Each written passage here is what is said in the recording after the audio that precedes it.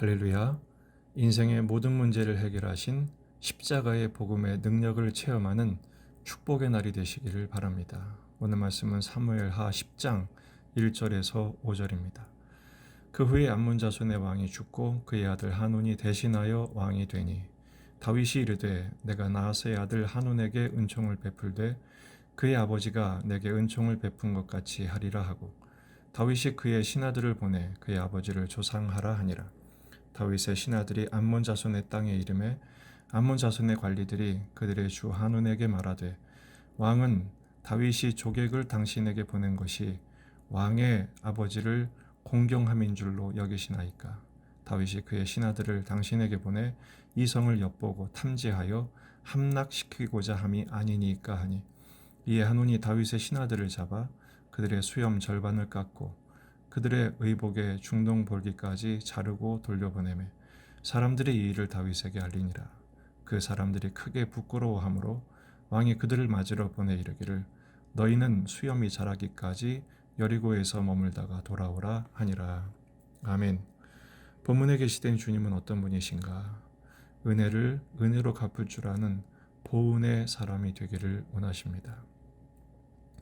다윗은 암몬의 왕이 죽자 그 아들 한운이 대신 왕이 되죠.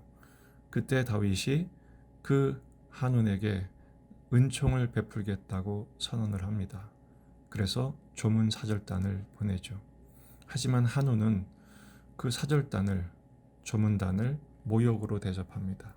수염의 절반을 잘라버리고 중동 볼기까지 옷을 잘라서 엉덩이가 드러나는 수치를 맞게 하죠. 당시의 남성들에게 수염은 명예고 자존심이고 목숨과도 같은 것이었습니다.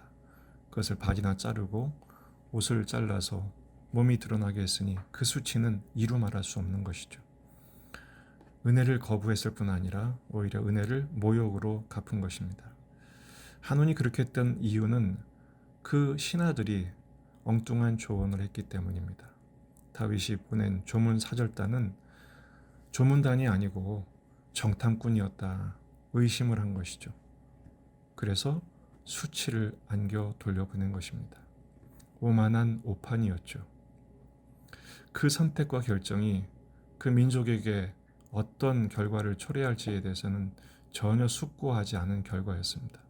결국 암몬은 이 일로 인해서 다윗에게 대패를 당하고 전멸을 당하고 합니다. 마치 유대 지도자들이 그리고 총독과 군병들이 예수님을 희롱하고 구타하고 채찍질하고 자색옷을 입히면서 가장 수치스러운 십자가형으로 형벌을 주었던 모습과 크게 다르지 않습니다. 십자가형은 고통도 고통이지만 벌거벗겨서 매달아버리고 길가에 전시하는, 그래서 그 수치 때문에 또 큰 고통을 당하게 되는 형벌입니다. 사람들이 왜 상대를 모욕하고 조롱할까요? 수치를 줄까요? 내가 우월하다는 자랑을 하기 위함입니다. 자기 의죠. 나는 강하다. 고로 너는 내 밑이다. 그러므로 너는 수치를 당해 마땅하다. 바로 악마의 정신, 교만이 그 밑에 깔려 있는 것입니다. 반면에 성숙한 신앙의 증거는 무엇입니까? 정중하죠. 신사적입니다. 배은이 아니라 보은할 줄 압니다. 신앙은 종교 생활이 아니라 예수님의 성품과 인격으로 결실되는 것이기 때문에 그렇습니다. 그러므로 오늘 말씀의 교훈은 수치를 주는 자가 되어서는 안 됩니다. 수치를 주는 자리에 있어서도 안 됩니다. 마음과 말과 행동이 상대를 존중하고 하나님이 그 사람을 위해 일하실 것을 믿고 맡겨드릴 수 있는, 그리고 고품격 성품과 예수님의 인격으로 반응할 줄 아는 모습을 보여야죠. 요즘 10대 아이들이 노인을 조롱하는 일들이 종종 일어납니다.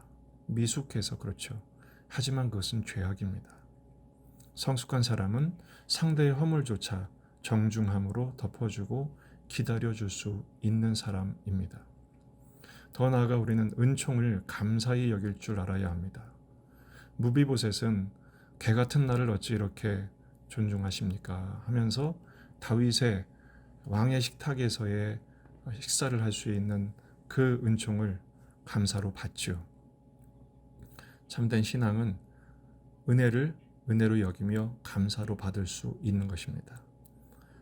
겸손한 척하면서 감사로 받지 못하는 자존심 때문에 은혜를 받아들이지 못하는 것도 문제가 됩니다.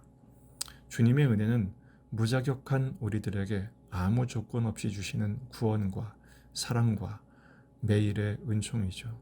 이것을 우리는 범사에 감사로 받을 수 있어야 합니다.